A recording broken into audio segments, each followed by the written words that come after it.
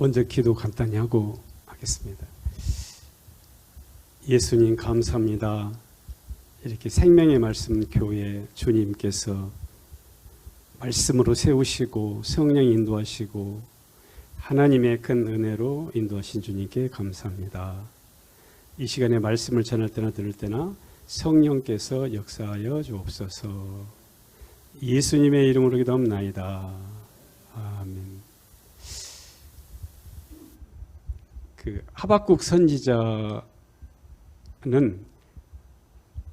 정말 하나님께 질문을 제일 많이 한 선지자였습니다.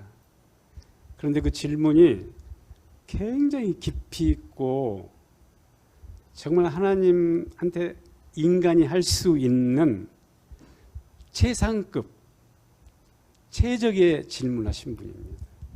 그래서 하박국서 전체가 거의 하나님에 대한 간절한 질문과 하나님의 솔직하신 답변으로 이루어진 성경이다. 묵시서, 예언서다. 그런 것을 우리는 알 수가 있습니다. 이 하박국 선지자가 질문한 내용은 그 1장에 나오고 있습니다. 1장에. 한번 1장을 보면서요. 어떤 질문을 했는지 한번 보도록 하겠습니다. 먼저 2절에 보면요. 정말 그 세상이 강포한 세상인데 하나님께 아무리 외쳐도 왜 하나님은 구원하지 않으신가요? 하는 질문이 있었고요. 3절에 보면 너무 세상에 간악한 일들이 발생하고 그걸 보게 되는데 그 패역한 것을 목도 왜 하나님은 이러한 도저히 일어나서는 안 되는 일들을 보게 하시는가요? 하는 질문을 했고요. 그리고 하나님께서 이렇게 온갖 악한 일들이 발생하고 있는데 하나님이 가만히 계시니까 이 세상에 공의가 시행되지 않지 않습니까? 하나님이 살아계시면 올바름이 시행될 건데 하나님이 가만히 계시고 어디 계신지 모르니까 세상이 완전히 난장판이 되어버렸습니다. 이런 뜻이고요. 결국에는 악인들이 의인들 갖다가 정말 모든 일에 우겨싸움을 해가지고서 완전히 공의가 굽어버린 세상이 되고 있습니다. 이런 질문을 했습니다.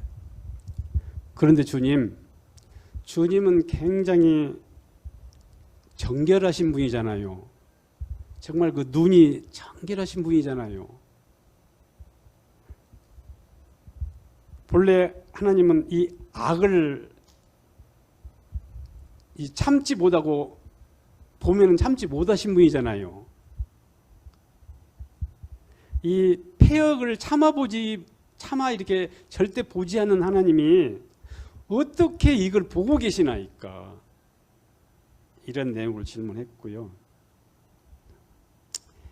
결국에는 이렇게 아주 나쁜 일들을 꿈꾸고 계획하고 하는 사람들이 판을 치게 되니까 하나님이 그걸 방관하게 되니까 악인이 의인들을 삼키려고 이렇게 달려듭니다. 그런데도 왜 하나님은 잠잠하시나이까?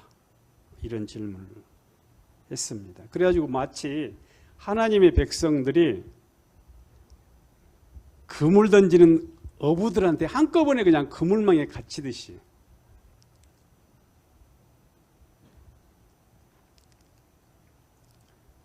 그리고 하여튼 그런 식으로 의인들이라고 자처하는 사람들이 완전히 정말 고통과 시련 속에 있나이다. 하나님 왜 그러십니까? 제발 좀 나타나셔서 모습을 보여주셔서 이 문제를 해결하여 주옵소서. 이런 기도를 계속 한 거예요. 그런데 오늘 읽은 말씀처럼 하나님이 답변하셨습니다. 뭐라고 답변하셨냐면은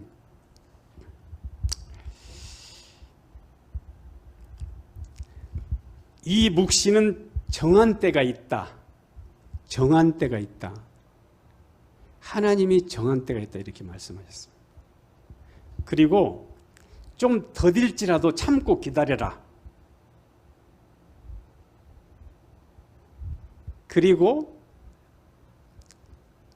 의인은 믿음으로 말미암아 살리라 이렇게 말씀하셨습니다. 상당히 좀 이해는 쉽지 않는 그런 말씀이시죠, 그렇죠? 정한 때가 있다. 내가 정한 때가 있어. 그러니까 굉장히 더딜지라도 좀 기다려줘. 그리고 이렇게 정한 때 반드시 기도를 들어주고 반드시 하나님이 악인들을 쓸어버릴 때가 오니까 믿고 기다리면서 믿음으로 살아줘. 이런 말씀이거든요. 근데 여기서 말입니다. 정한 때라는 것이 굉장히 중요한 말입니다. 정한 때. 물론 아까 하박국 선지자가 막 기도했던 그 내용들은 사실은 유대인들이 역사적으로 당한 가장 고통스러운 그런 역사였습니다. 왜냐하면 모세 인도로 가나안 땅에 들어와서 비록 우상을 섬기기도 하고 그랬었지만 완전히 유대인들이 그 북왕국 아수르라는 나라와 그러니까 저 북쪽에 있는 아수르 군대와 또 바벨론 군대에 의해서 엄청난 사람들이 죽고 시련을 당했거든요. 그러니까 유대인들로서는 가장 시련이 강한 때였습니다. 그런 일이 없었잖아요. 모세가 인도할 때는 다 지키고 눈동자같이 지켜주고 낮에는 구름 기둥, 밤에는 불기둥으로 인도하면서 보고 있지 않습니까? 가나안 7족속으로부터 하나님의 종들을 보내서 구원하셨지 않습니까? 그 다윗을 통해서 그 주변의 모든 나라들을 다 정복하고 제압했습니다. 그런데 어떻게 이렇게 엄청나게 이스라엘이 뿌리째 뽑혀버리고 남왕국 유다는 풍전등화같이 돼버린 신세에서 수없는 사람들이 죽고 고통을 당하고 있습니다. 가장 역사적으로 시련기였습니다. 그 말씀은 무슨 말이냐면은 정한 때가 있다는 말씀은요, 하나님께서 세상 역사를 주관하신다는 이야기입니다. 계획이 있다는 말씀입니다. 계획. 하나님은 투트랙으로 역사를 섭리합니다. 투트랙. 우리 신앙인들은 흔히 우리가 하나님 백성이고 하나님 말씀 속에 살아가고 믿음 살아가니까 하나님의 백성들 중심으로 세상이 돌아가는 줄 알고 있습니다. 그렇게 또 돌아가기를 원합니다. 근데 그러지 않습니다. 지금 이 정한 때가 있단 말은 하나님의 계획들이 있어 하나님을 믿는 백성과는 또 별도의 세상을 지배하는 역사적인 섭리가 있어. 이런 말씀입니다.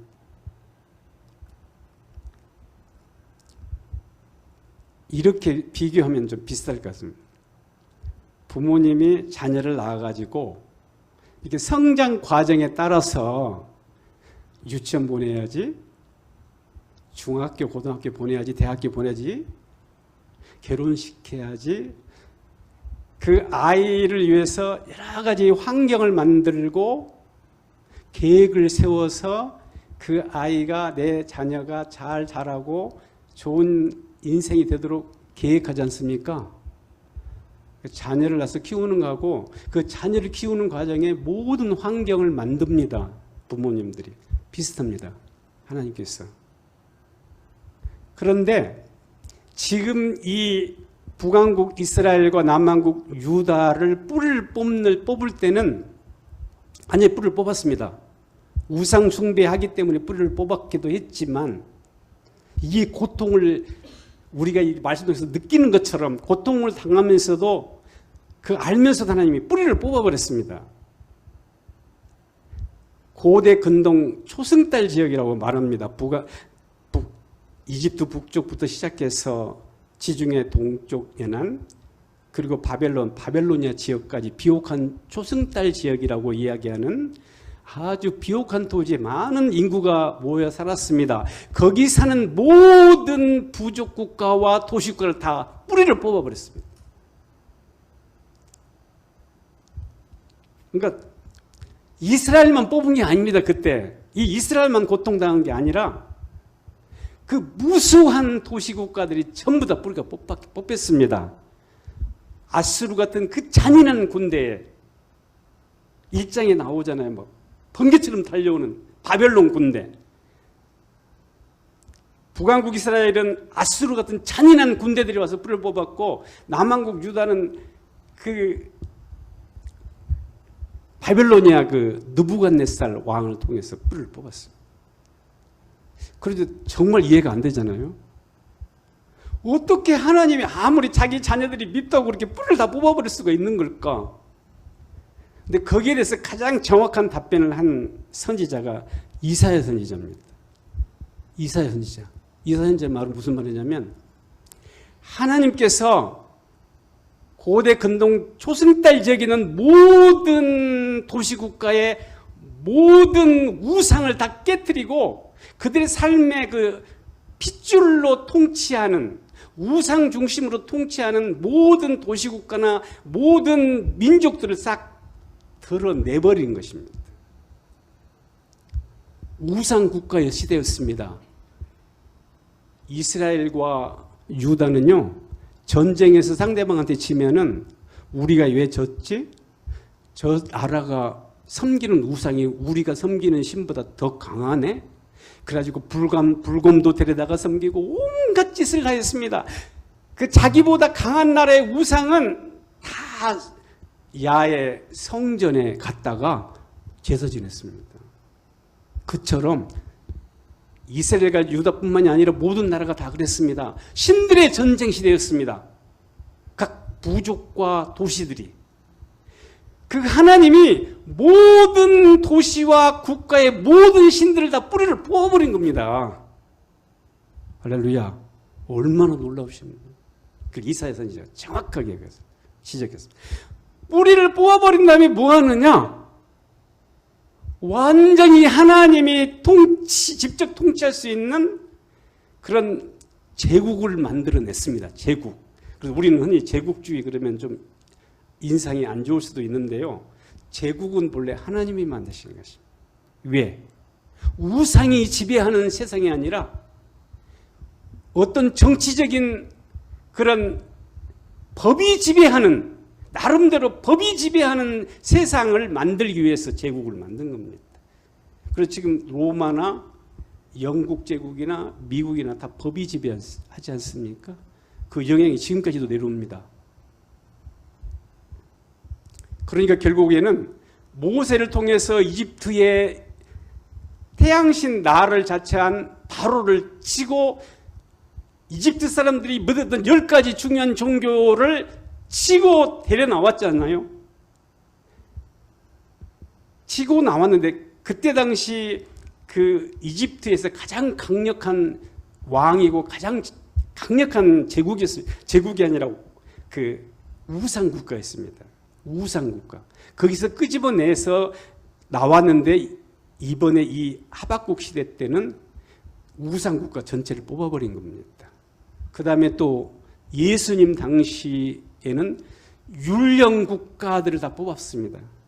그래서 로마라는 나라는요, 그 종교적 율령에 의해서 지배되는 그런 나라를 다 이렇게 정리한 나라입니다. 그리고 종교 계획으로 주님이 인도하신 것은 도구마를 갖다 다 이렇게 쓰러뜨린 겁니다. 그러니까 물론 도구마도 성경 중심의 교리는 분명히 우리가 살려야 되지만 그 외 인간 중심의 도구만은 이렇게 솎아내는 그런 작업을 하죠. 지금은 어떤 시대입니까? 지금은 이데올로기를 뽑아내는 중입니다. 그러면 어떤 시대를 향하시려고요? 그런 하나님의 백성들이 하나님 안에서 감사와 찬양과 기쁨을 누리면서 그 누구한테 제약받지 않는 상황에서 자기의 모든 꿈을 실현할 수 있는 그런 예술 국가, 예술 시대를 열고 계셔요. 예술 시대. 어쨌든 하나님이 이처럼 새로운 시대를 열기 위해서 완전히 판을 새로 짜고 있으니까 그때까지 좀 기다려줘. 이런 말이에요. 정한 때가 있나니. 그래서 신약 성경도 정한 때가 있다고 계속 이야기하는 말씀.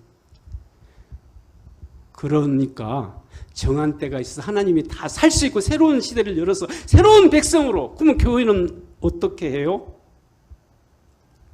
통치는 내가, 제국 통치는 내가 알아서 할게. 그러니까 내 백성들은 하나님을 찬송해. 예배드려. 그게 가장 중요한 본분이야. 그리고 특히 또 하나 할 게 있어요. 세상 사람들을 좀 가르쳐줘. 하나님을 가르쳐주고 진리를 가르쳐주고 인간의 도리를 가르쳐주고. 그래서 교회는 세상의 선생이고 머리입니다. 왕 같은 제사장인 것입니다. 할렐루야. 왕 같은 제사장. 우리가 하나님을 경배하고 찬양하고 하는 게 영혼 돌리면서 진리를, 하나님의 뜻을 온 세상에 선포하고 가르쳐서 하나님의 뜻이 이 땅에 이루어질 수 있는 왕 같은 제사장이 되라. 이렇게 말씀하십니다. 그래서 믿음은, 의인은 이러한 하나님의 뜻을 따라서 사는 것입니다. 어떤 뜻을 따라서 하느냐? 하나님이 종국적으로 우리에게 가져올 세상, 하나님이 이룰 세상, 하나님이 바라고 원해서 궁극적으로 이 땅에 인류에게 이룰 그 뜻, 궁극적 미래. 믿음이라는 것은 그 궁극적 미래의 현실적 적용입니다. 지금 하나님의 뜻은 미래에 있지만, 정한 때에 있지만, 우리는 정한 때가 우리의 믿음을 통해서 지금 이 순간에 이루어지는 체험 속에서 살아가는 존재들입니다. 하나님 나라가 이미 왔느니라. 그러나 완성되지는 않았다. 언제 완성되느냐? 우리 주님 예수님이 종말의 때 오실 때 완성된다. 기독교인의 그 믿음의 진리입니다. 하나님이 정한 때가 돼서 하나님의 백성들이 하나님의 뜻에 이루어지는 그날을 믿고 그 믿음 속에 살아가는 존재들인 것입니다. 그러니까 그런 믿음 속에 살아가면은 어떤 것도 그 믿음인을 이기지 못합니다. 아무리 험하고 아무리도 하나님이 종국적으로 나에게 펼치는 세상, 하나님이 나를 들어서 결국은 구원하고 하나님의 뜻을 이루게 하는 그러한 비전, 그런 것 때문에 살아가기 때문에 이 세상 누구도 기독교를 이기지 못하는 겁니다. 할렐루야. 신앙으로 한번 비교해 보면요, 예수님이 오시기 전에는 오실 메시아를 믿는 신앙으로 살았습니다. 하나님 백성, 진정한 하나님 백성들은, 진정한 믿음의 소유자들은. 그래서 구약 성경에 보면은 오실 메시아를 대망하고, 그 사마리아 우물가 여성도 메시아가 오시면 나의 궁금증을 풀어줄 거예요. 기생 여리고성의 그 라합도 메시아를 기다리는. 그래서 성경에 예수님까지의 모든 계보는 오실 메시아를 믿는 신앙 속에서 믿음으로 사는 사람들입니다. 우리는 오신 메시아를 믿고 그 믿음 속에 살아가는 사람들입니다. 그런데 이제 종말이 가까워오고 그런 것 같이 되지 않겠어요? 이제는 오실 메시아를 믿는 믿음 가운데 이 모든 세상의 환난을 이기고 살아야 됩니다. 하나님이신 능력과 성령 역사와 하나님 말씀과 굳세 믿음으로 어떤 환난이 어떤 종말적 상황이 전개되더라도 믿음으로 사는 것입니다. 할렐루야. 그 말씀입니다. 이 말씀. 그래서 신약 성경이 증가하는 모든 말씀들, 가난도 불도 강도도 사막도 그 가난도 배고픔도 그 어떤 것도 우리를 이기지 못해. 왜? 메시아 대망 속에, 메시아의 현존 속에 우리 주님 오시는 날을 기대하고 믿고 믿음으로 살기 때문에 어떤 것도 이기지 못하고 그렇게 신약 성경들이 증언하고 있는 것입니다. 그래서 오늘 말씀 붙잡고 믿음으로 말씀 보고 믿음으로 살아가십시오. 믿음으로 붙잡으십시오. 우리 주님이 나중에 펼쳐진 그 너무나 아름다운 미래가 지금 이루어집니다. 그 말씀입니다. 그런 은혜가 함께하기를 예수 이름으로 축원합니다.